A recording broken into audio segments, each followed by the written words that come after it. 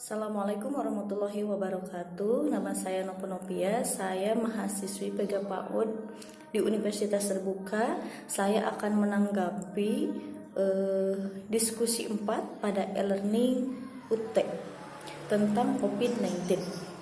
Awal tahun 2020, dunia dibuat kaget dengan keberadaan suatu varian virus yang bernama corona. Penyakitnya disebut dengan COVID-19 sebagai virus yang menyerang Cina yang ditemukan pada bulan November 2019, tepatnya di kota Wuhan. Corona yang semula dianggap virus biasa, prediksi kemudian salah dan virus ini dapat membunuh manusia sekaligus menyebar dengan cepat. Gejala yang muncul menyerupai flu, masuk angin, batuk, dan demam. Hingga saat ini belum ditemukan secara pasti terkait penyebab virus corona.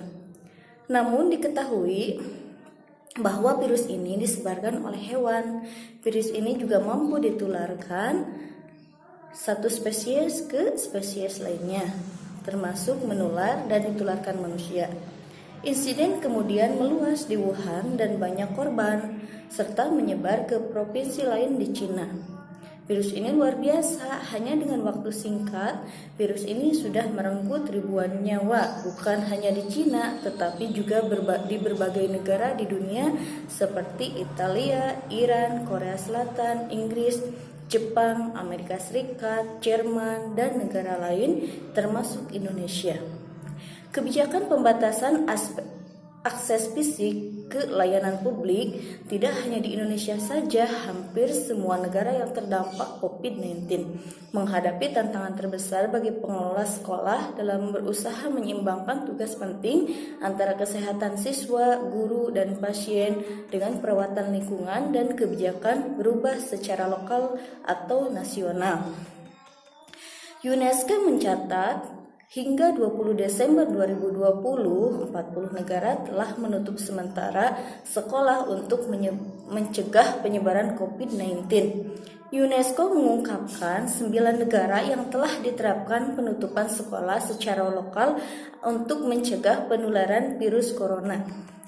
Jika kebijakan ini diperluas menjadi kebijakan nasional, sekitar 180 juta anak dan pelajar muda lainnya akan terpengaruh. UNESCO menyatakan bahwa meskipun penutupan ini bersifat sementara, namun dampaknya sangat terasa pada berkurangnya waktu mengajar dan juga pada penurunan prestasi siswa. Selain itu, muncul kerugian dalam bentuk lain. Kerugian tersebut adalah ketidaknyamanan dalam keluarga dan menurunnya produktivitas ekonomi karena orang tua harus mengasuh anak selama bekerja.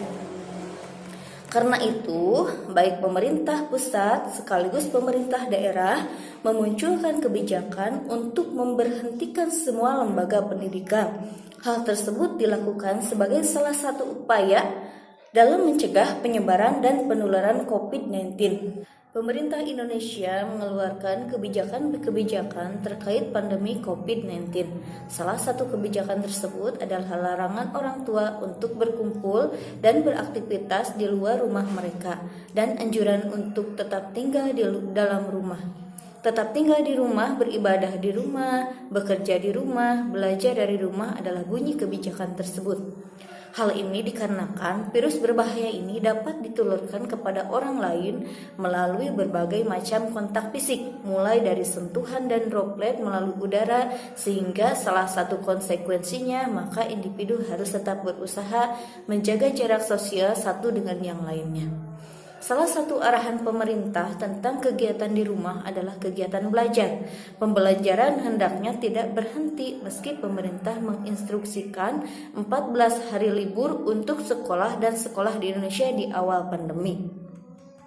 Selanjutnya, kegiatan belajar dan mengajar atau KBM yang biasa dilakukan di sekolah harus dipindahkan di rumah, namun tetap harus berada dalam pengawasan guru dengan menggunakan pembelajaran jarak jauh.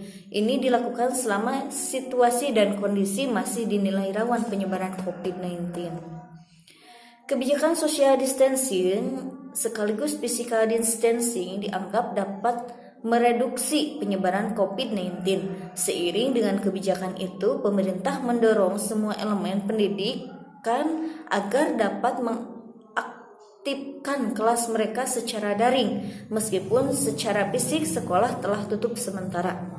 Penutupan sekolah kemudian menjadi salah satu langkah mitigasi yang dianggap paling penting untuk mereduksi penyebaran virus pada anak-anak.